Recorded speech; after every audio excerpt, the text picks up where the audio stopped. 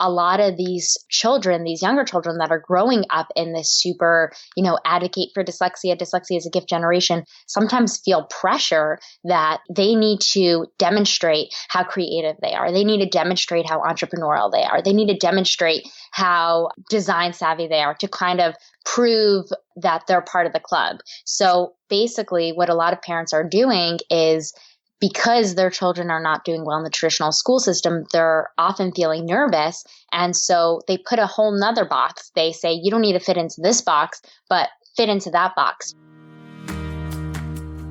Welcome to the Tilt Parenting Podcast, a podcast featuring interviews and conversations aimed at inspiring, informing, and supporting parents raising differently wired kids. I'm your host, Debbie Reber, and this week I'm talking with Elisheva Schwartz, a dyslexia researcher, mother, wife, intelligence redefiner, and host of the Dyslexia Quest podcast. Elisheva is on a mission to decode the dyslexic mind and empower the dyslexic community to fully understand both the strengths and the difficulties of the processing style. If you have a child with learning differences like dyslexia, this is a must-listen-to episode.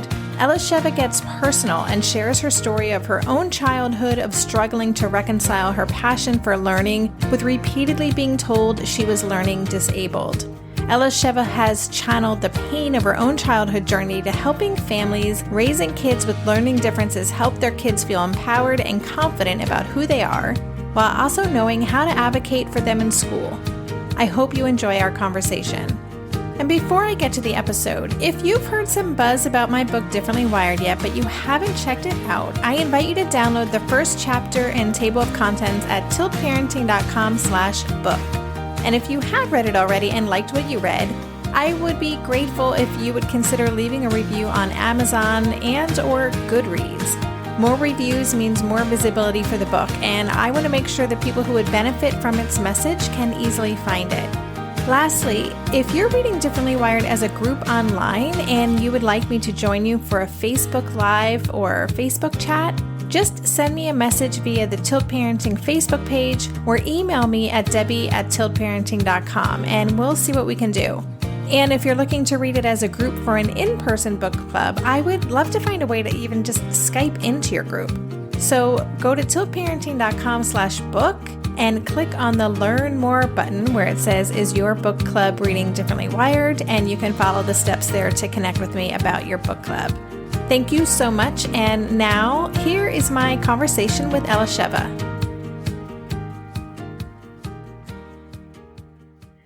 Hello, Elisheva. Welcome to the podcast. Thanks, Debbie. I'm excited to be here. It's a real treat to not be in the driver's seat today and be interviewed. So I'm excited to do this. Well, you just sit back and relax in the passenger seat and we'll just have a nice conversation.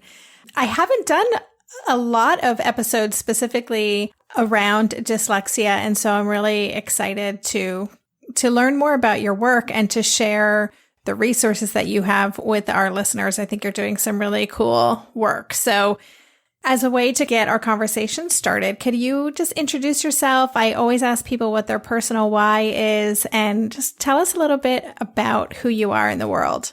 Sure. So my name is Elisheva Schwartz, and I am a wife and a mom of 2 little kids.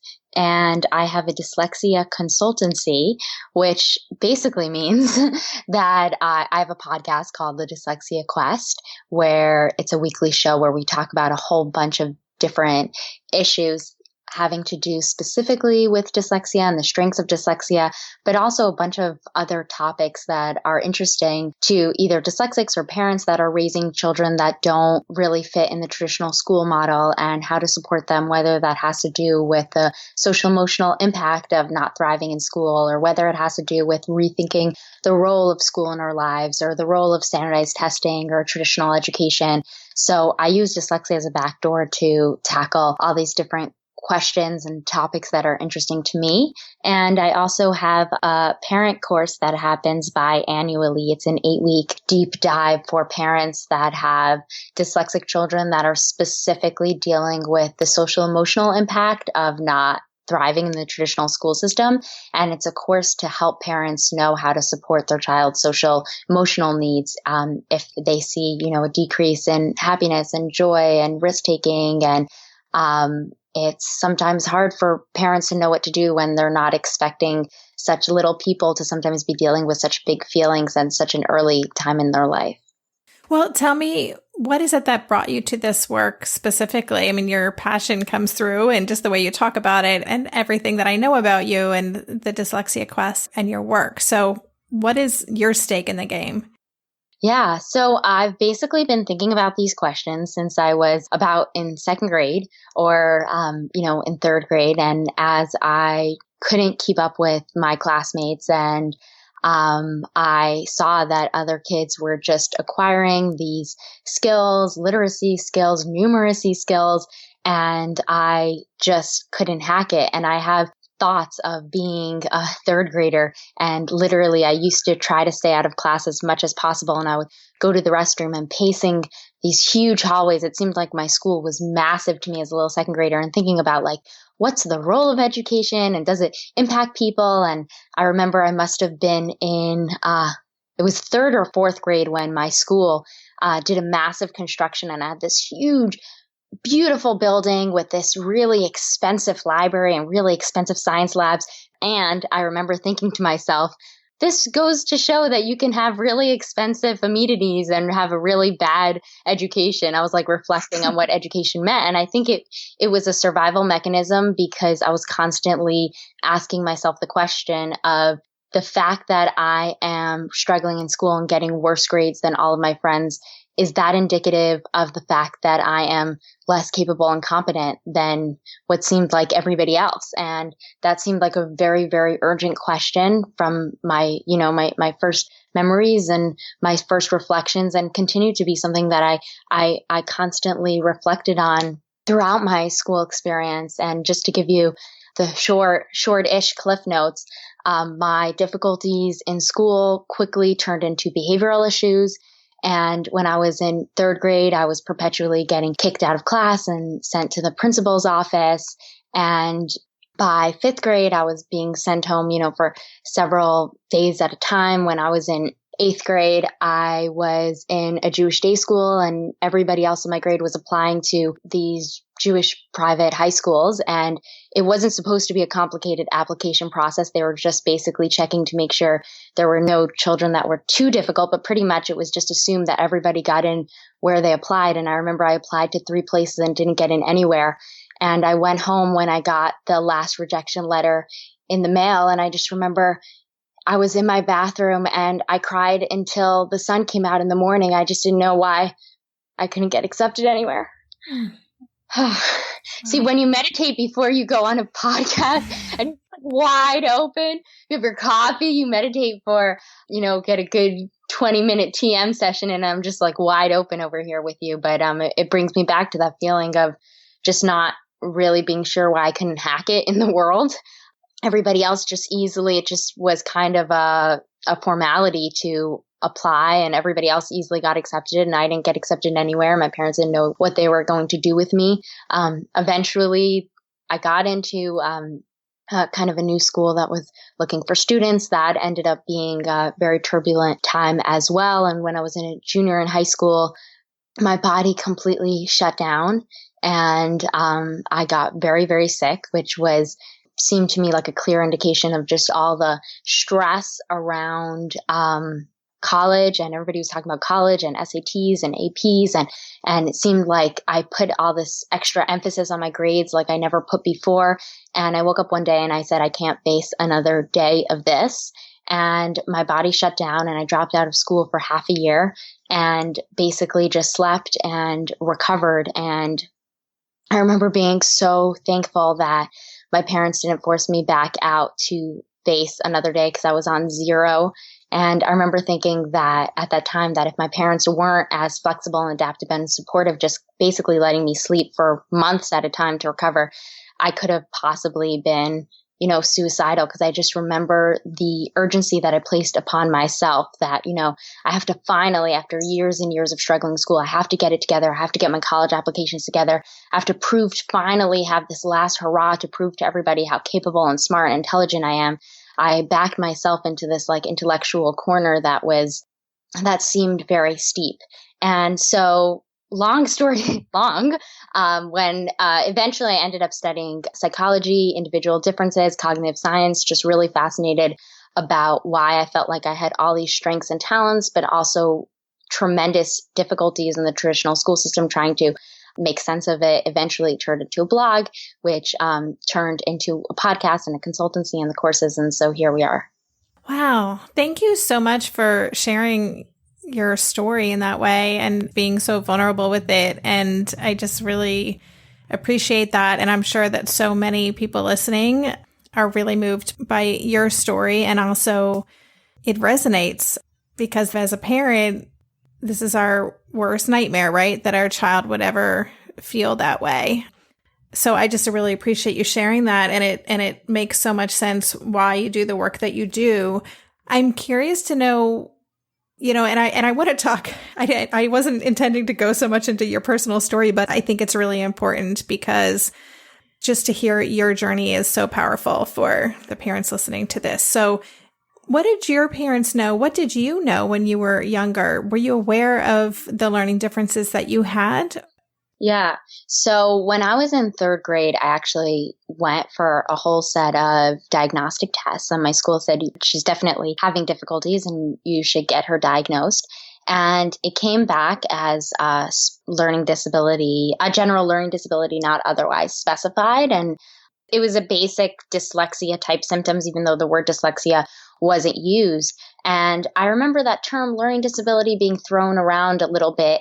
And it was so profoundly disorienting because my favorite thing to do in the world was to learn.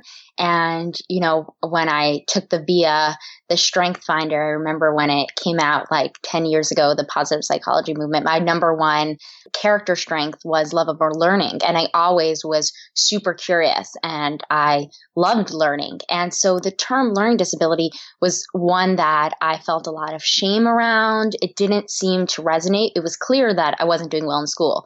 It was clear that I couldn't stay afloat and I was failing classes, and that led to a lot of resentment and behavioral issues and snarkiness and avoidance. And I was always hiding in bathrooms or trying to get lost in the halls and stay out of class as much as possible. But the term learning disability really didn't seem resonant. So it was kind of like this hush-hush thing, like Elisheva has documentation that she has learning disabilities. And so I went to resource room, and what it looked like in resource room was that it was easy work. It was busy work just to keep us kind of like babysat. And I remember there was constantly like behavioral charts where, if you did these worksheets or did this quietly, you would get stickers. And if you got stickers, you would get glittery nail polish. And the glittery nail polish was exciting, but it was kind of just more just boring work. And I was very, very, very ashamed to go to resource room. And I remember in my elementary school on the loudspeaker, there were just a couple of kids that had to go to resource room, and it would say, Elisheva, and like 2 or 3 other kids, please go to the resource room. And I just wanted to die because it was clearly that was like where, the dumb kids went. And then there was a lot of rowdy boys that were throwing papers around the room. And it just it didn't seem like an aspect of my experience that I wanted to integrate into my identity or who I was. It was like, to me, it felt like I'm not doing well in school. So they're kind of putting me in this room. And this is kind of a shadowy, embarrassing aspect of who I am that, they see me as somebody that has like some learning disability. And ultimately that perspective led my parents to, my school knew about my background with learning disabilities, but when my parents were trying to get me into these private schools to go to high schools, they decided not to bring up my background, my paper trail with learning disabilities because I already had 3 rejections, and they were trying to get me into a Jewish high school, and they felt, and I think it's all about how you frame it, and it's the parents' job to to educate school personnel that are not properly educated and put the framing, but they felt like the school wouldn't want to take me if they knew I was a complicated, quote unquote, special needs learning disability student. So it was kind of my parents' shame around it or discomfort around it that I picked up. So it was this big secret. And then clearly that didn't work because I had no accommodations in place, no understanding. And that all blew up, halfway through. But I think, my parents, it was a completely different time. There was no internet. There was no communities. My mother, she kind of looked to the left and to her right, and it just seemed like nobody else was having these kind of difficulties. Everybody else's second and third grader was, coming home and doing their 30 minutes of homework at the kitchen table and, maybe having a little difficulty with friends or this and that, but seemed to be able to progress and get their multiplication tables down pat and do their reading homework. And it just seemed like, we were having all these issues and it was hard for her to understand the experience at all. We'll be right back after this quick break. Maybe I've watched too many seasons of The Amazing Race, but every time I have to go somewhere on the subway, I treat it like a competition. It's all about making the right gut decisions about which route will get me there the fastest. Sometimes those decisions get me where I'm going early, and other times my gambles don't really pay off. Probiotics can't help with most gut decisions, but if your gut needs a little support, Ritual has your back. Their Synbiotic Plus, a 3-in-1 supplement, has clinically studied prebiotics, probiotics, and a postbiotic to support a balanced gut microbiome. I've been using Synbiotic Plus for about 6 months now, and it's become a core part of my morning routine. I take the mini capsule every morning while making my way through my inbox, whether I'm at home or I'm on the road, because it doesn't need to be refrigerated. And the capsule itself is delayed released, which helps it survive the harsh conditions of the upper GI tract for delivery to the colon. And that's exactly where we want it to go. Ritual invested in a study modeling the human colon, which showed that Synbiotic Plus significantly increased microbial diversity and the growth of beneficial bacteria. There's no more shame in your gut game. Synbiotic Plus and Ritual are here to celebrate, not hide your insides. Get 25% off your first month for a limited time at ritual.com/tilt. Start Ritual or add Synbiotic Plus to your subscription today. That's ritual.com/tilt for 25% off. During this month of planning and organization for big transitions, rhythms and routines have been absolutely essential for our physical and emotional well-being. So Green Chef nights are reliably and predictably a good night. We know the ingredients will be fresh and prepped, the instructions easy to follow, and the meal delicious. We're all still talking about last week's turkey tacos with mango chimichurri sauce, refried beans, and Monterey Jack cheese. Green Chef contributes to a healthy lifestyle with easy and delicious menus like fresh seasonal salads and grain bowls. And with over 80 weekly meal and market options, plus rotating options to suit a variety of lifestyles, whether Mediterranean, plant-based, calorie-smart, keto, protein-packed, gluten-free, there are always plenty of options to choose from. Whatever you select, you'll get farm-fresh ingredients, organic whole fruits and veggies, and premium proteins, all delivered straight to your door. I love those 4 words. Straight to my door. Oh, and one more thing I love about Green Chef, they have an app, which means it's easy to manage meal preferences and delivery from your phone if you want to. And I, for one, want to. I am in that mode where I'm making the most of little moments like waiting in line at the pharmacy or for the F train to pull into the station to tackle all of those to-dos. So the convenience of an app is key for me. Green Chef has a special offer for Tilt listeners. Go to greenchef.com/tilt50 and use code TILT50 to get 50% off plus 20% off your next 2 months. That's 50% off plus 20% off your next 2 months when you use the code TILT50 at greenchef.com/tilt50. I'm so curious to know, based on your experience and then, the work that you do today in supporting families who are going through this journey with their kids, what has changed? I feel like there's a growing awareness of all kinds of neurodifferences and dyslexia in particular. I feel like there have been so many, celebrities or successful people who come out and share publicly, this is what I experienced. And I feel like the stigma is lessening. And I also still hear from parents everywhere that learning differences in particular can be so hard to get support for, especially if a child is able to compensate for their challenges. So they're kind of still surviving, they're getting by. So I'm just wondering, What is the climate like now versus when you were a student? Oh my gosh, I love that question because literally everything changed. Like to be able to have a front row seat to see this conversation completely and dramatically shift, 360% tilt.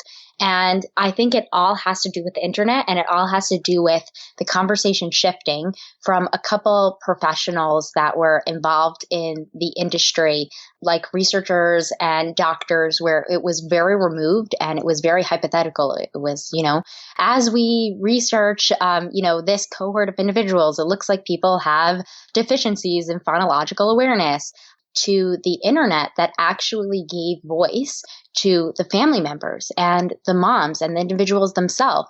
And the way that the vocabulary completely transformed from deficit language to different language completely comes from parents saying, we're living with our children. And it doesn't occur to us that it's just a disability. It occurs to us that this is who they are as full three-dimensional people. And in some environments, it is a disability, and in some environments it's a strength. And family members, specifically parents, wanting to use language that had reverence for different and that showed full respect for their children. And it makes sense because it's when you're living with a person that's not doing well in the traditional school system, or you are that person, you have a completely different perspective than somebody that's looking at it as a statistic or looking at it clearly just from, where are the differences in phonological awareness? Where are the differences in acquiring, numeracy skills? So it's just been absolutely amazing to see what happens when you give voice to the family members. What happens when you give voice to the individuals? What happens when people begin to share their stories? And the internet completely changed the conversation. And so when I was growing up, it was just a different world. Learning disabilities, it was something that was like completely hush hush. There was nothing glamorous about it. There was nothing celebrated about it. It was just this shadow of, some kids that ended up in the research room or in the special ed class or whatever it was. Well, let's talk about strengths. First of all, I just have to share that my number one strength in the Strengths Finders is also love of learning. So maybe that's one reason why we hit it off so well. And I love that. And, gosh, I can only imagine how that must have felt, and that you were this third grader who was questioning the role of education, and you have this natural desire and love of learning, and then being told that this is actually language being used, that this is something that you're not necessarily good at. So gosh, I picture you as this third grader thinking those big thoughts and feeling so conflicted. But let's talk about strengths then. I too very much believe in looking at neurodifferences as strengths, and through that lens, and helping our kids see their own strengths. How do you, when you're working with a family or with kids who are really struggling to see any strengths in what's going on with their learning differences, how do you have that conversation? How do you reframe dyslexia and other learning differences so that they're able to see it through a strengths-based lens? Yeah, so that's definitely like a multi-layered question. To start, I firmly believe that every way of processing information on one side is a strength, and on one side is going to be deficit or disability, because the way the brain works is it's like a cohesive system. So reading there's not a part of the brain that has to do with reading. There's a part of the brain that has to do with recognizing symbols and memorizing those symbols to have a specific sound. And that underlining strength will show up whether you're reading, or it might show up whether you're memorizing a bunch of unrelated things on a grocery list. It has to do with recognizing symbols that don't have any inherent meaning. It's procedural learning and it's memorization. So it has to do with those underlining strengths.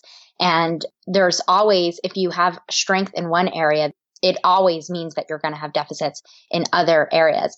And I believe this to exist in literally every area of life. And I had a younger sister who, not to make this podcast any heavier, but I actually think it's empowering. But I had a younger sister who was Down syndrome, and she passed away from an unrelated brain cancer. But hearing my mother talk about her experience of somebody who was Down's, and there were different cognitive processes that were much harder for her, and how that opened up her awareness to, she was super sensitive and super spiritually tapped in. My mother said, like, she would have therapists, and she would, if anybody was a little mean or a little shady or not really, like, didn't have good energy about them, she would pick it up right away. And how the trade-off of not having specific strengths in some areas just opened up her consciousness to her sensitivities and her perceptual abilities and her kindness and her love. And I think a lot of people see this with Down syndrome individuals, that because some other abilities aren't there, the other side of the coin is you have access to all these other strengths and awarenesses that other people might struggle to have access to, or might work an entire lifetime to peel off the layers to get access to that level of awareness and processing and connection and noticing and spiritual attunement. And you see that with, some people, they're super spontaneous. And on the other side of spontaneity might be that they're disorganized. So it's not a surprise, all the literature and all the research that I've been doing and talking to people involved in research, that there's this huge budding field of the strengths on the other side of these difficulties with specific school-related tasks. And a framework that I love to use when discussing these issues is I love using Dr. Brock and Fernette Eide's framework of the mind strengths. And I did a tremendous amount of research talking to the specific individuals involved in a lot of the studies with the strengths that come with dyslexia. And having done a lot of my own research, I always come back to the fact that Dr. Brock and Fernette Eide, the authors of the Dyslexic Advantage, did an amazing job really synthesizing everything. And so the way that they talk about the mind strengths, and I can share them super quickly, is MIND is an acronym for M is material reasoning, and it has to do with three-dimensional visual spatial reasoning.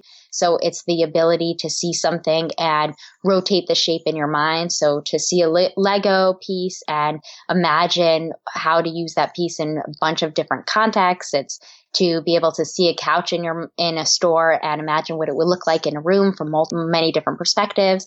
And that's the same strength that some dyslexic kids, although not all of them, they'll do letter reversals past what's developmentally appropriate.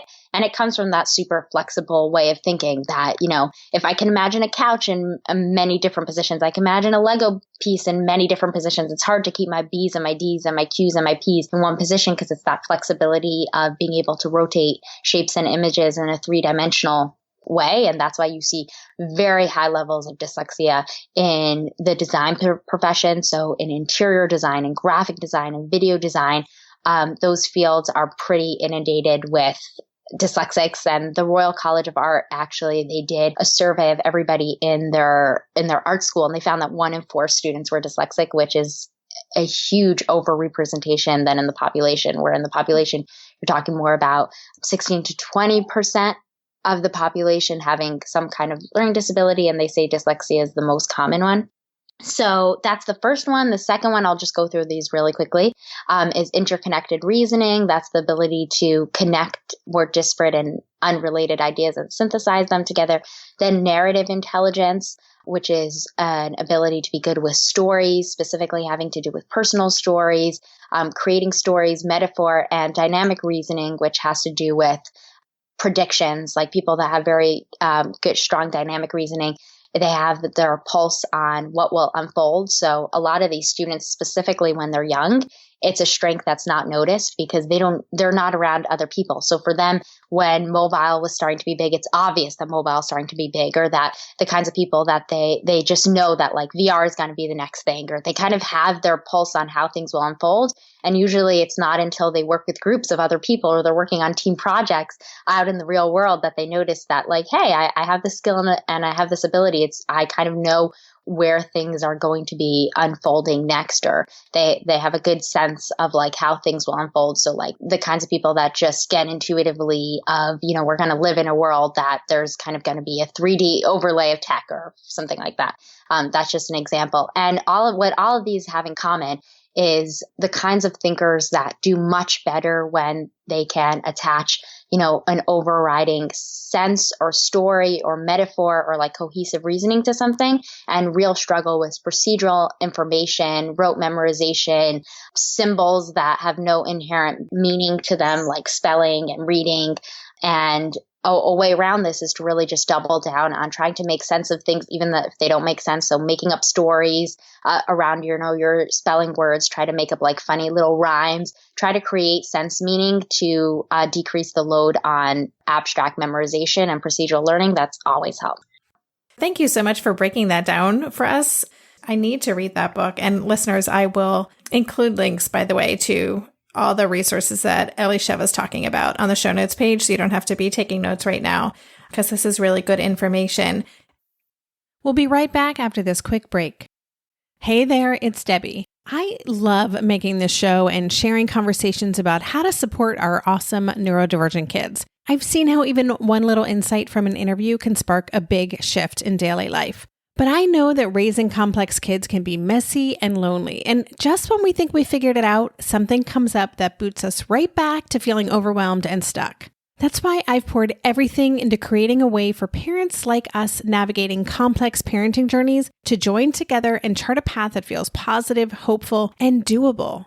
It's the brand new Differently Wired Club experience. In the club, you'll get personal support from me and other seasoned parent coaches, 6 live calls every month where you can connect and get your personal questions answered, the opportunity to learn directly from authors and experts like I have on this show, monthly themes for getting specific and tactical, an exclusive private podcast feed, and the best, most generous community of parents. Seriously, these folks show up for themselves and each other, and that right there is really everything, because it's a daily reminder that we're not alone. Our kids aren't broken, and we have totally got this. The recently rebooted Differently Wired Club is on a brand new platform with its very own iOS and Android app. It is such a great space. However you learn, whatever your style, no matter the ages, genders, and neurodivergent profile of your children, the Differently Wired Club can help you cultivate the positive shifts you're hoping for. Join us today by going to tiltparenting.com/club. That's tiltparenting.com/club. I hope to see you on the inside. Hey, are you a parent of a teenager? Are you feeling overwhelmed about how to be what they need while also holding limits and boundaries that keep them safe? Are you tired of conversations that negate how messy this season of parenting is? Well, I've got you. My name is Casey O'Rourke. I am a positive discipline trainer, parent coach, and the host of the Joyful Courage podcast. Every week, I come to you with an interview digging into tough topics with experts I trust and solo shows that go deep into the personal growth and mindset needed to raise teens in a way that grows them into confident, capable young people. I am not afraid of getting real about the intersection of conscious parenting and the teen years, while also bringing in vulnerability, humor, and lightness. I'm walking the path with you and honored to serve. Listen to Joyful Courage on Apple Podcasts, Spotify, or wherever you consume podcasts. I'm curious to know, for parents who are listening whose kids have learning differences and maybe experiencing the loss of confidence or lower self-esteem, and they want to start this conversation, just helping them reframe their own thinking and looking at these differences in terms of strengths. What does that conversation sound like? That's something I get asked a lot from parents. Just how do we talk to our kids about what's going on with them in a way that's going to help them feel good about it, but also feels really honest? Yeah. I mean, there's this super contentious conversation in the dyslexic community, and I'm sure it's also in the community around, like in neurodiversity in general and people on the spectrum, of this kind of like rage of how can you call it a gift when I'm struggling so much and it doesn't occur to me as a gift. And it's true that being a non-traditional learner means it depends what environment you're in. If you're in an environment where you can capitalize on your difference, then your difference could be your biggest strength. And if you're in an environment that is a terrible fit, it can feel like the biggest liability. And I think it's important for parents to really be able to hear the aspects of their child's experience that's difficult and not being too uncomfortable with their child's pain, that they want to go straight in with the Band-Aid and the cherry on top and, the yellow smiley and, Richard Branson and, every other successful celebrity. And don't worry, it's really a gift, because it's very easy for children to just feel not heard, that their experience and their difficulties are not being received and really understood if you go to that place too quickly. And a new thing that's coming up with the younger people that I talk to. So when I grew up, there was no conversation about the gifts. There was no conversation about like nobody was drawing the dots of, I knew that I was so good and I had so many talents and I knew I was suffering in school. Nobody drew the dots that because you're such an imaginative thinker, because you're so dreamy and curious and such a big picture thinker and constantly thinking so big picture, you have a difficult time with the details. Nobody drew the dots for me. But now a lot of these children, these younger children that are growing up in this super, advocate for dyslexia is a gift generation, sometimes feel pressure that they need to demonstrate how creative they are. They need to demonstrate how entrepreneurial they are. They need to demonstrate how design savvy they are to kind of prove that they're part of the club. So basically what a lot of parents are doing is, because their children are not doing well in the traditional school system, they're often feeling nervous. And so they put a whole nother box. They say, you don't need to fit into this box, but fit into that box. You should be an entrepreneur. There are a lot of dyslexic entrepreneurs, or you should be a creative individual. And some children feel this pressure of, I need to prove that I'm a successful dyslexic, or I need to prove that all my bad spelling was worth it because really I have these other skills and these other talents. And the irony in that is that a lot of these skills and these talents come from not a prescribed art. It's not about like being successful in art class that you copy exactly what the teacher does.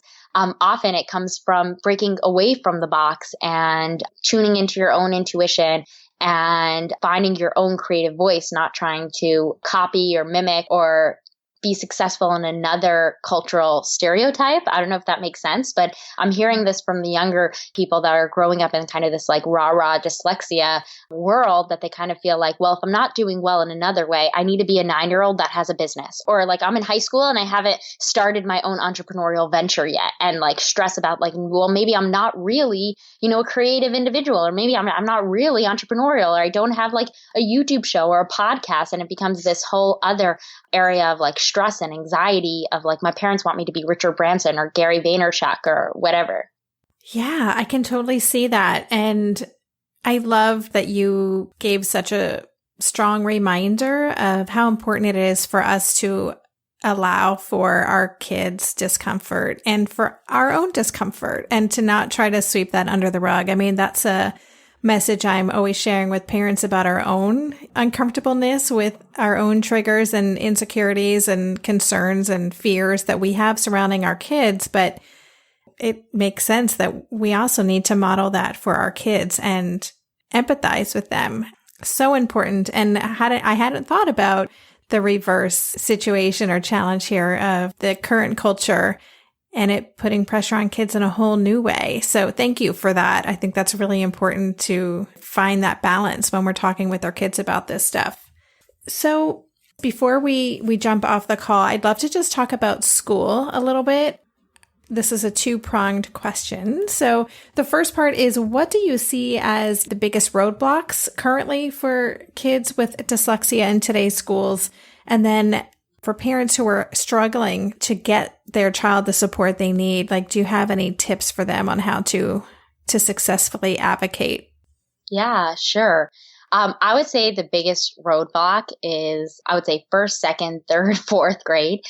Those school years, especially 1 through 3, very often in the traditional school system, is so focused on procedural learning and getting the quote unquote foundations down that very often dyslexic students that struggle with that kind of learning, there's not opportunity for more kind of big picture conversations and creativity and sharing their thoughts and sharing their feedback. Like very often it's so focused on getting the literacy down that it's really only until 4th and 5th grade where you have more conversations about what you're learning.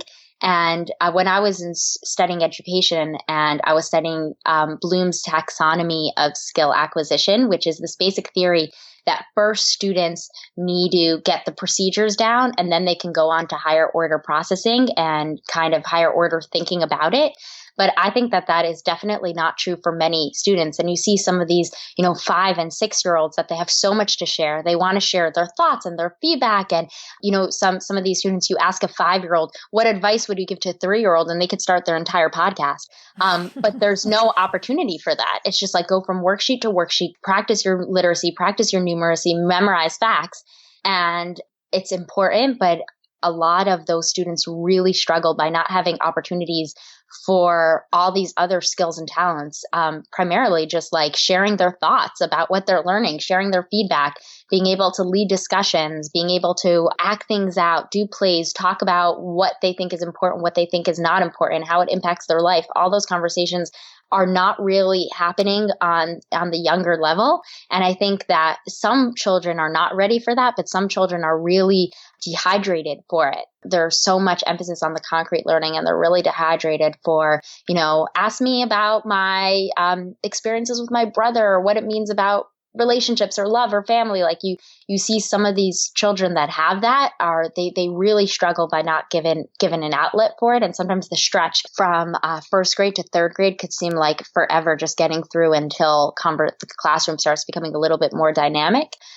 And one piece of advice that I would give to parents that are going through this is that they should never underestimate the power of their child feeling heard and received, and the power of a real, genuine, loving hug. And so often parents, especially now with the internet, they go online and they educate themselves and it's so important and they get super involved in the advocacy and they have 25 books on the subject by their nightside table and they're super tapped in and there's ambitious parents and they're listening to the Tilt podcast, they're listening to the Dyslexia Quest. And they sometimes forget that the most powerful thing that they can do for their child is if their child comes back home and has a hard day and they look their child in the eye and they say, I totally get it. And they're just there with their child. They give their child a hug. They give their child a kiss. Like this is some of the most transformative medicine in the world, more than any tutoring, even though you guys should do all of that. You should do it all.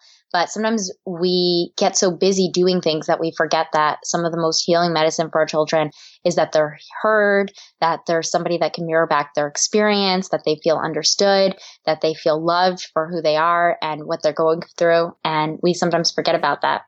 Thank you for that. That wasn't the kind of advice I was expecting. And I think it's exactly what we needed to hear. So I really appreciate that and your perspective. There's so much that we could talk about, and we will have to, if you're up for it, have you back on the show another time because there's a lot of science pieces that, I know that that's a big piece of your personal interest in getting into the data and on intelligence and how all this fits together. So perhaps we can tackle that in another episode. But before we go, can you let listeners know where they can connect with you, what they can find on your website and what maybe what you have coming up in the next couple months that would be of interest?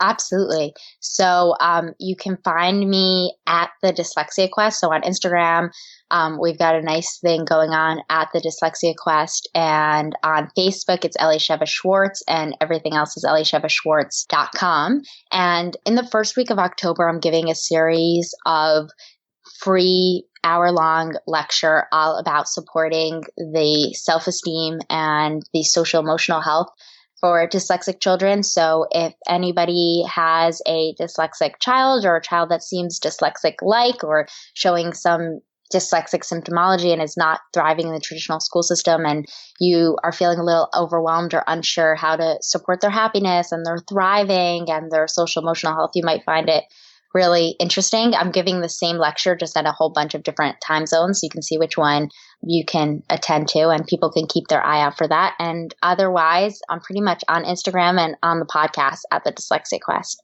Awesome. Yeah, I follow your Instagram feed and I love it. It's very aspirational, inspirational.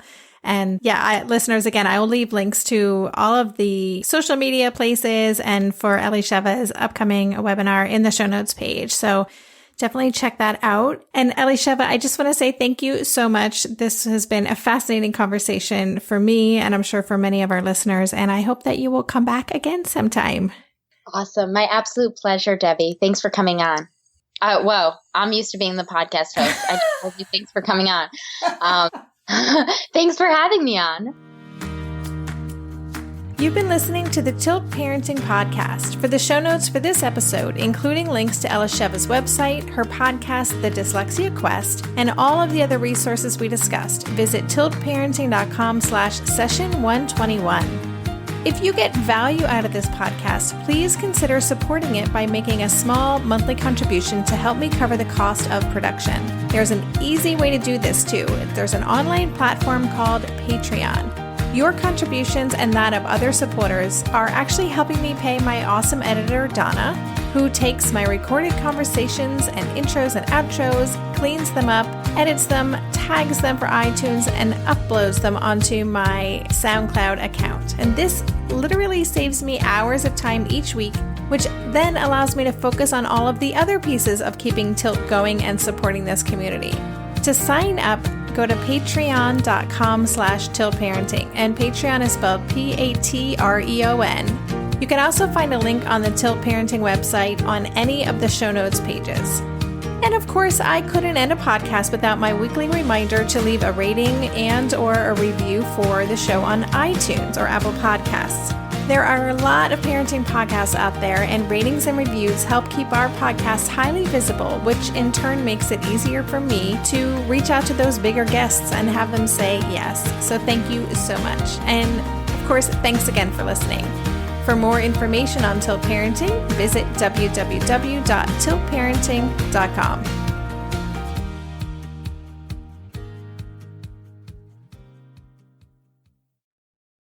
Are you overwhelmed by the things that get in the way of you doing what you want to do?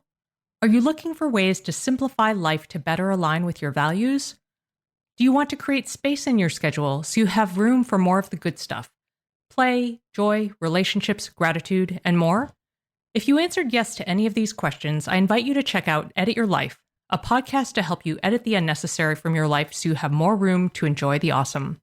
Through episodes with me, Christine Coe, and a range of super smart, compassionate, and thoughtful guests, you'll come away with big picture insights and practical ways to declutter your home, schedule, and mental space without getting bogged down by perfection. I have always believed that small moments and actions matter tremendously. My goal is to help you find agency and space in your life through doable baby steps that will leave you feeling accomplished instead of overwhelmed. Check out Edit Your Life wherever you enjoy your podcasts.